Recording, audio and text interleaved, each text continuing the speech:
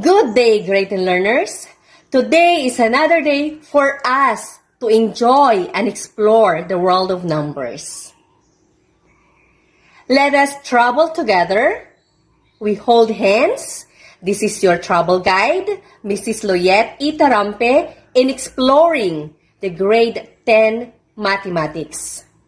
Hope we enjoy together this journey.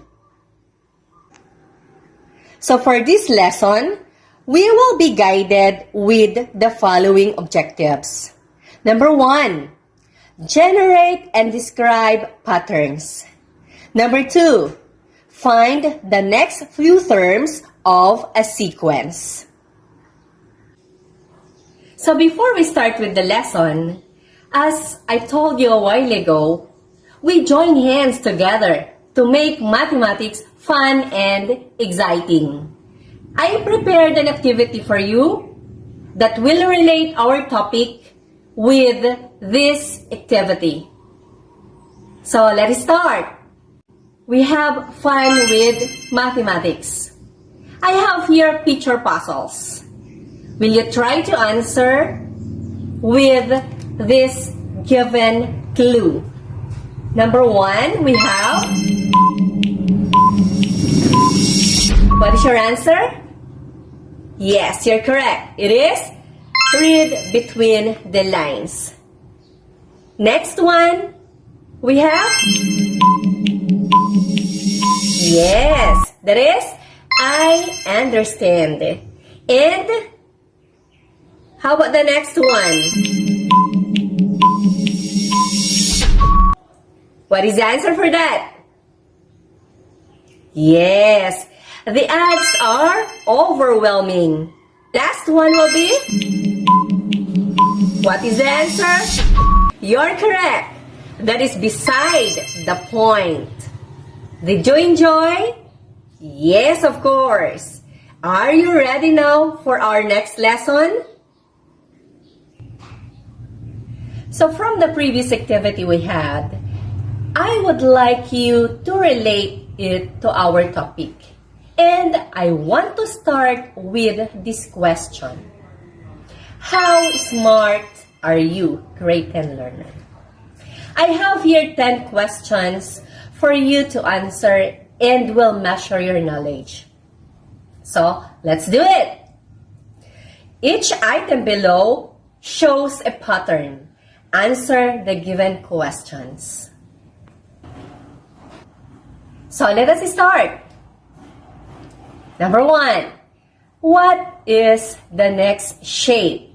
We have here square, then triangle square, then we have two triangles square. And what will be the next shape?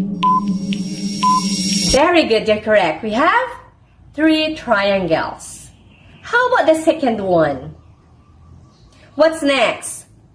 M, T, W, T, H, then followed by... Very good, F, because the letters there represent the days of the week. Monday, Tuesday, Wednesday, Thursday, and next will be Friday. So that is letter F. And the third one, we have, what is the next letter? J, F, M, A, M, and what is the next letter after M? Oh, there are so many answers. But the correct answer is J. Why? Those letters represent the first letter of the month. The fourth one is... What is the next number? 3, 6, 9, 12, followed by... Yes, very good. Your answer is 15. So, how about taking a look at number 5? The question is, what is the 10th term of the given set of numbers? 0, 4, 8, 12. And we are asked to find for the 10th term. What will be the 10th term? We have, yes, that is 36. Very good. You enjoyed the activity. At the same time, you have now your idea of what is our topic all about. I guess you know and can define now what is a sequence. So from that activity, I know that you have your idea of what a sequence is all about. Yes, you're correct. It always follows a particular pattern. We have a clue and we can answer the next term or the next few terms or the 10th term or whatever the specific term we are going to solve from a particular pattern. So let us now define a sequence. A sequence is said to be a function whose domain is the finite set or infinite set. Of course, you know finite set and infinite set from your lower mathematics. We can say that it is a sequence with finite number of terms is a finite set or a sequence with finite set. For example, you have 5, 10, 15, 20, then you have the last term is 50. And the next one, we have 3, 8, 13, 18, 23. We can identify your first term and your last term and how many terms are given. That is a finite set. But with respect to infinite one, we have also a sequence with infinite number of terms. That is an infinite sequence. We can identify the first term, but we do not know or we cannot identify the last term because it is infinite. We have a continuous set. That is the difference between a finite and an infinite sequence. So we can have either a finite sequence or an infinite sequence. So, example for an infinite set. We have 5, 10, 15, 20. We have an ellipsis. So, we can only identify your first term, but then the last term will not be given because it is an infinite set. Like with the number 2, 3, 8, 13, 18, 23, your first term is a 3, but we do not know your last term and we do not know how many terms are given. That is an infinite set. Will you try this one? Will you identify whether it is a finite or infinite sequence? For number 1, we have 5, 10, 15, 25, and 40. Is it finite or infinite sequence? Yes. Definitely that is a finite sequence because your last term is 40, your first term is 5, and how many terms do we have? We have 1, 2, 3, 4, 5 terms. We have only 5 terms. 1, 2, 3, 4, 5. So, we can count the number of terms. How about the next one? We have 15, 7, negative 1, negative 9. We have a certain pattern there. But, do we know the last term? We have here an ellipsis. So, we do not know. It is a continuous sequence. So, therefore, it is an infinite sequence. How about the next one? We have 24, negative 12, 6, negative 3. What is the pattern? Do you know the pattern? Yes, we are multiplying it by negative 1/2. And your first term is 24. Your last term is negative 3. We have only 4 terms. So, meaning that is a finite sequence. You are correct. So, to sum it up, let us have here an activity for you. Determine the pattern and give the next 3 terms of the following sequences. Number 1, you have 2, 4, 8, 16. What is the pattern? What do you observe? Yes, you are multiplying 2 to get the next number. You multiply 2, or you multiply the preceding number by 2 to get the next number.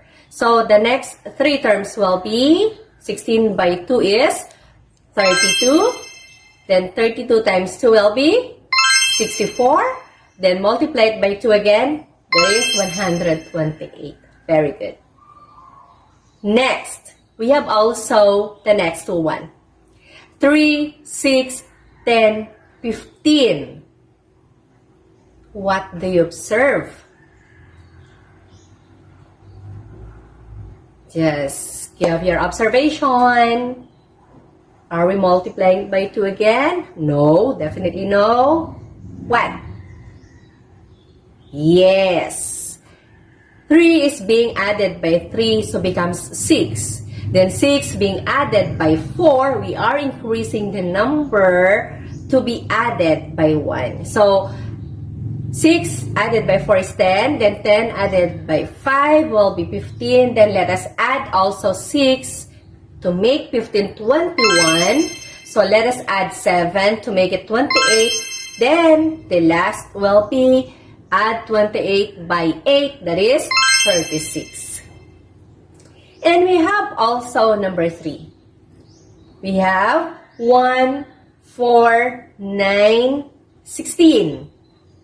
What will be the next 3 terms? What is the pattern? Do you observe any pattern? Is that a sequence? Yes, that is a sequence, and we have a pattern there. And what will be the next 3 terms if there is a sequence and it follows a particular pattern?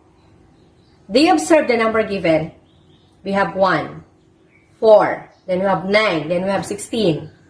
Those are perfect square numbers. 1 squared is 1, 2 squared is 4, and 3 squared is 9.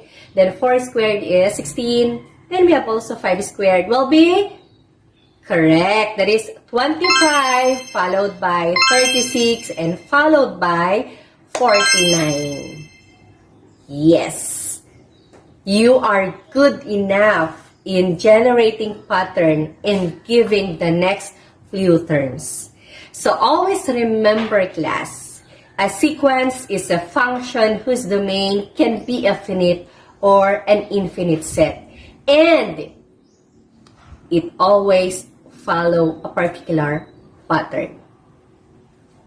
Hope you enjoy our first destination, grade 10 learners.